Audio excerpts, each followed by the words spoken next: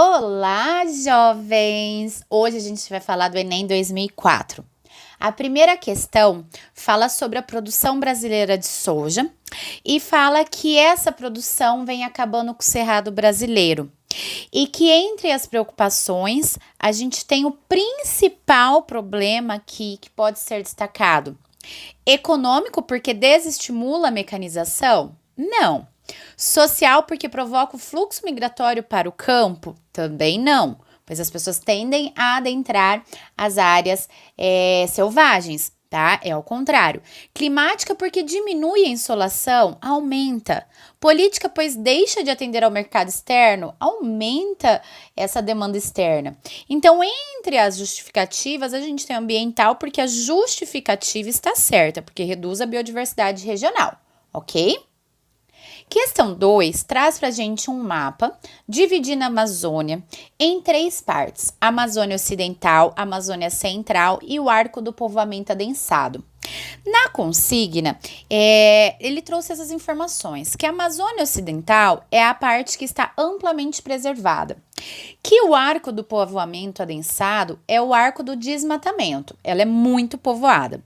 Sobre a Amazônia Central, ele não comentou nada, deixou em aberto.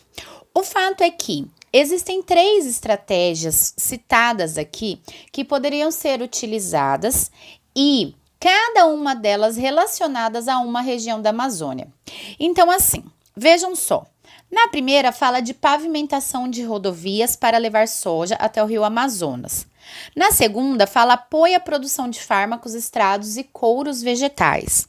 E na terceira fala orientação para a expansão do plantio de soja, atraindo os produtores para áreas já desmatadas. Então, com base no que o exercício trouxe para a gente, as áreas já desmatadas é o arco do povoamento. Então, com certeza, a 3 corresponde a essa região. E quando ele traz para a gente na alternativa 2, apoio à produção de fármacos, extratos e couros vegetais, é apoio à pesquisa. Então, você mantém a mata em pé, você não precisa desmatar. E a gente utiliza essa região, pois é a região que mais está preservada.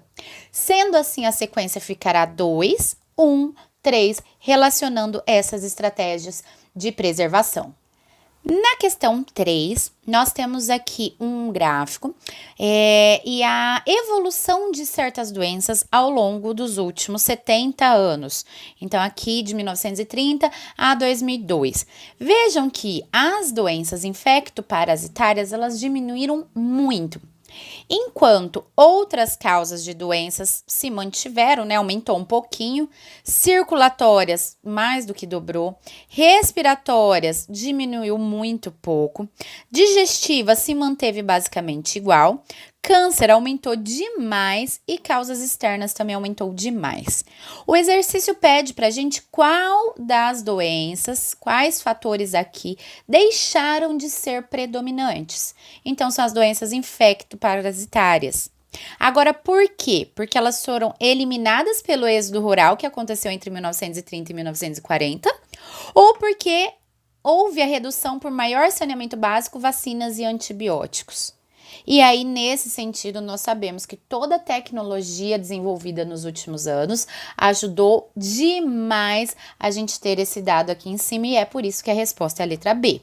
A questão 4 pergunta assim: o que tem em comum Noel Rosa, Castro Alves, Franz Kafka, Álvares de Azevedo, José de Alencar e Frederic Chopin? E ele traz que todos eles morreram de tuberculose e fala que hoje a tuberculose voltou a matar e que isso está relacionado com o aumento do número de linhagens de bactérias resistentes aos antibióticos. Em relação a esse aumento de linhagens de bactérias resistentes, o que está certo? Essas bactérias resistentes, elas surgiram por modificações no metabolismo das bactérias para neutralizar o efeito dos antibióticos.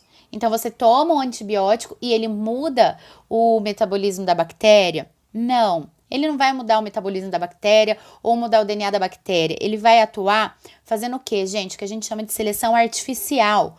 Ou seja, matando todas as bactérias que já nasceram fracas, sensíveis, e selecionando as linhagens que já nasceram mutantes, que já nasceram com características que permitiam elas resistirem a esses antibióticos. Resposta direta, letra B. Já a questão 5 é uma questão que fala sobre IDH, é uma questão que você relaciona bastante à geografia, mas como a gente estuda essa pauta na ecologia de populações e de comunidades, eu sempre gosto de colocar essas questões, então, e relacionar o que a gente tem pelo conhecimento da ecologia, tá?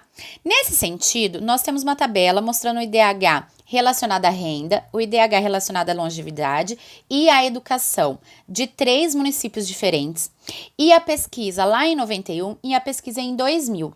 Então, quando a gente vai analisando um por um, a gente vai relacionar a quais estratégias que poderiam ter sido empregadas para que essas mudanças elas aconteceram ou não. Então, vejam só, quando a gente fala de renda, no município X, diminuiu o IDH. No município Y, manteve-se basicamente igual. No Z, diminuiu.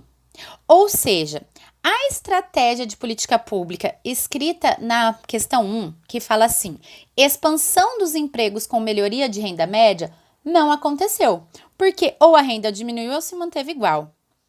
Já em relação à longevidade, olha a estratégia adotada.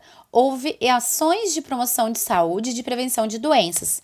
Tá certo? Porque nos 3 municípios, esse DH relacionado à longevidade aumentou.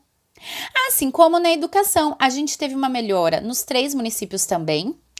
E a estratégia foi a ampliação de escolas de ensino básico e de educação de jovens e adultos. Então, relacionando os dados que ele traz para a gente na tabela, nós ficamos com as ações 2 e 3 bem-sucedidas para os 3 municípios. Então, 6 fala sobre um possível uso aqui de água reutilizada, água de reuso. Por exemplo, uma água de um tanque de lavar roupas. Gente, obviamente que se essa água ela já foi utilizada, ela não pode ser mais reutilizada para a produção de alimentos, muito menos para a produção de fármacos, para reabastecer mananciais dos quais outros animais irão, então, ali ter como fonte de bebida, para higiene e uso pessoal.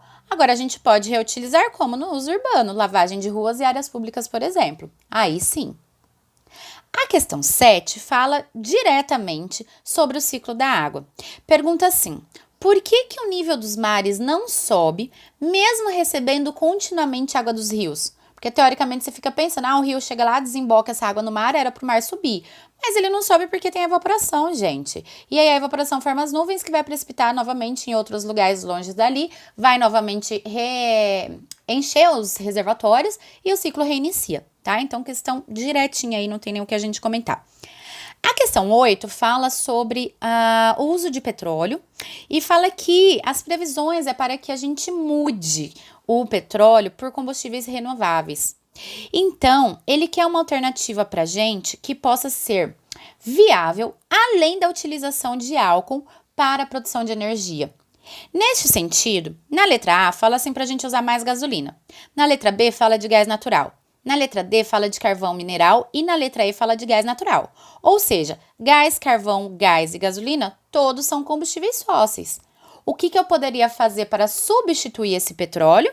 Desenvolver novas tecnologias para a produção de biodiesel. Isso sim está correto. A questão 9 também é relacionada à produção de energia, mas aqui ele dá para a gente um sistema de cogeração. E ele indica que, por exemplo, a cana-de-açúcar sendo utilizada como matéria-prima em um processo industrial. Nesse processo industrial é produzido açúcar e álcool e resta o bagaço. Mas vejam que o bagaço ele é reutilizado para gerar calor e ainda assim ser utilizado então como fonte de energia nessa indústria. Então, é um sistema de cogeração. Eu tenho os produtos tradicionais, mas eu utilizo aqueles restos ali para um terceiro fim, no caso aqui, gerar mais energia. Então, a pergunta também foi bem direta, pergunta assim, entre os argumentos favoráveis a esse sistema de cogeração, pode-se destacar que ele, letra A, otimiza o aproveitamento energético ao usar a queima do bagaço nos processos térmicos da usina e na geração de eletricidade. Perfeita essa questão.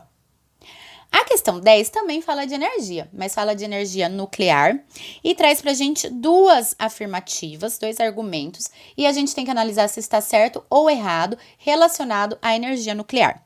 A primeira alternativa fala assim: uma grande vantagem das usinas nucleares é o fato de não contribuírem para o aumento do efeito estufa, uma vez que o urânio utilizado como combustível não é queimado, mas sofre fissão. Perfeito, certinho. 2. Ainda que sejam raros os acidentes com usinas nucleares, seus efeitos podem ser tão graves que essa alternativa de geração de eletricidade não nos permite ficar tranquilos. Perfeito também. Então, ambos argumentos estão certos, são válidos para se compararem vantagens e riscos na opção por essa forma de geração de energia. Muito legal. A questão 11 também fala sobre combustível renovável, vejam só. Fala sobre a utilização do gás natural, que cada vez mais ele está sendo um substituto para o petróleo. E isso acontece porque, letra A, além de ser muito abundante na natureza, é um combustível renovável. Gás natural é um combustível não renovável, também é combustível fóssil. Letra B tá certinha, fala que existem novas jazidas e é menos poluente do que o petróleo. Então, assim, ele polui, gente, que nem a E tá errada. Quando a gente utiliza o gás natural, ele produz gás carbônico e só queima, impedindo o efeito estufa, não, estimulando o efeito estufa, tá? Ele produz gás carbônico, mas é uma quantidade de gás carbônico muito menor do que o uso diretamente do petróleo. Então, por isso que a B tá certa. Na C fala que o gás é produzido a partir do carvão mineral, está errado. E a D fala que ele pode ser renovado, também tá errado. A alternativa B, então, na 11. Na questão 12, fala sobre o aquífero Guarani e que ele vem sofrendo contínuas contaminações em alguns pontos por uso de agrotóxico. E aí, a questão nos pede assim: considerando as consequências socioambientais e respeitando as necessidades econômicas, pode-se afirmar que, diante o problema apresentado, políticas públicas adequadas deveriam proibir o uso das águas do manancial? Gente, não. Impedir a atividade agrícola em toda essa região? Não.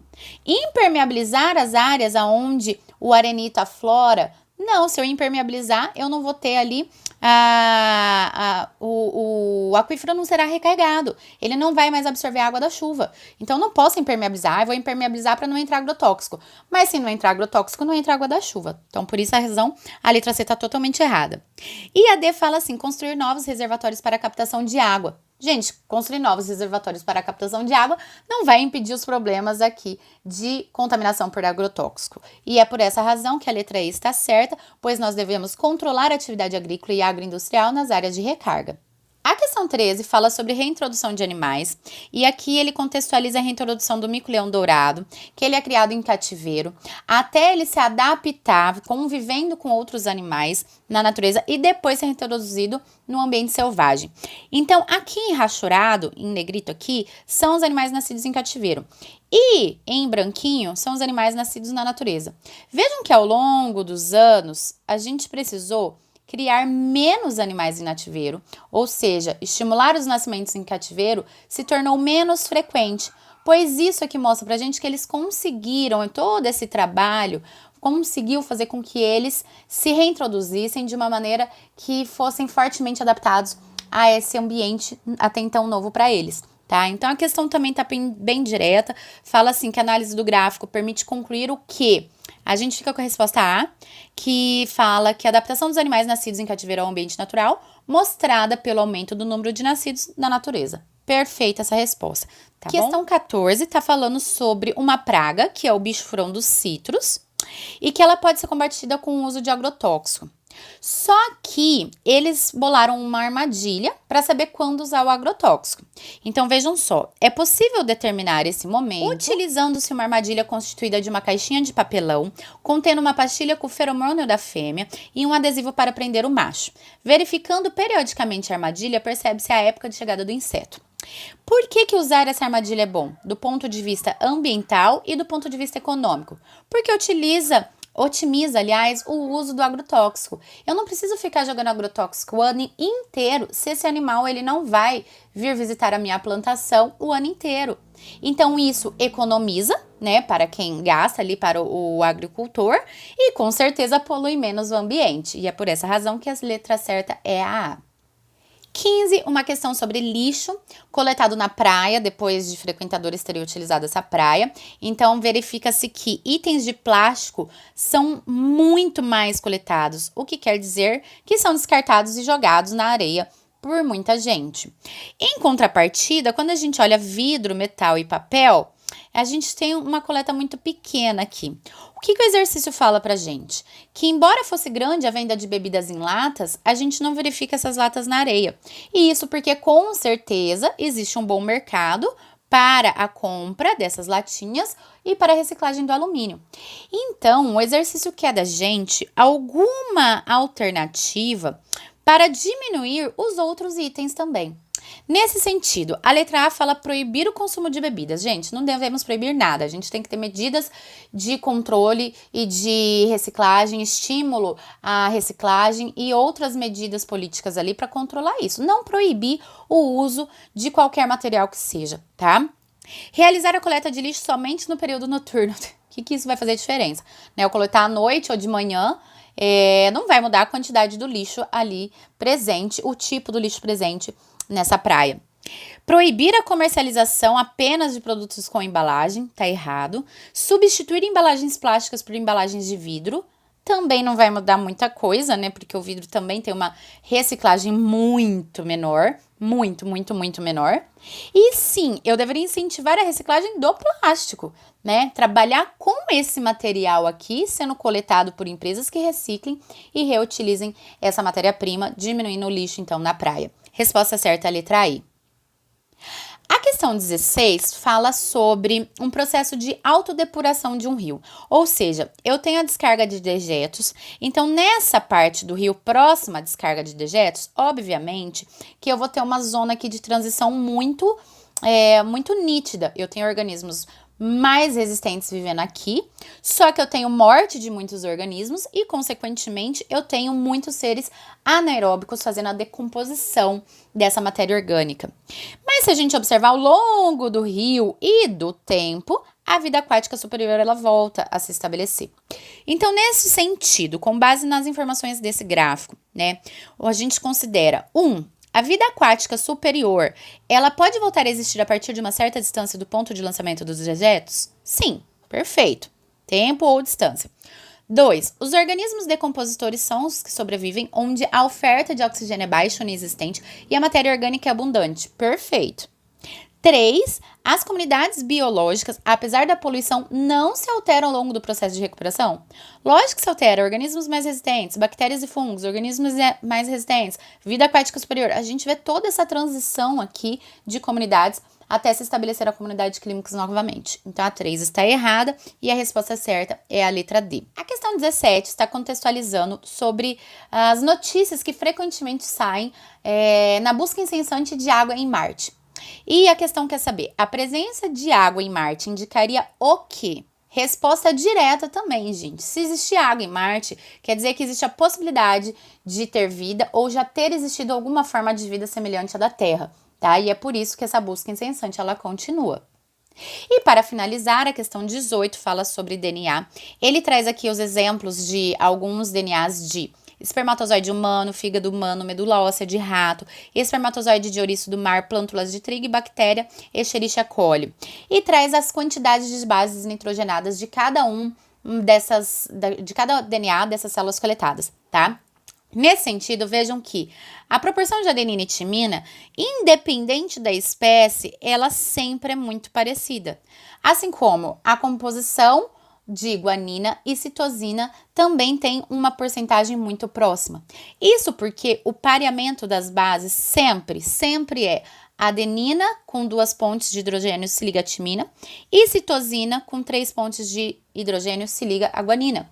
Isso aqui é universal. Qualquer dessas células, qualquer desses DNAs terão esse pareamento de bases, tá? E a alternativa única que corresponde a essa complementaridade de bases é a letra A, que fala que a comparação das proporções permite concluir que ocorre emparelhamento entre as bases nitrogenadas e que elas formam pares de mesmo tipo em todas as espécies, evidenciando a universalidade da estrutura do DNA.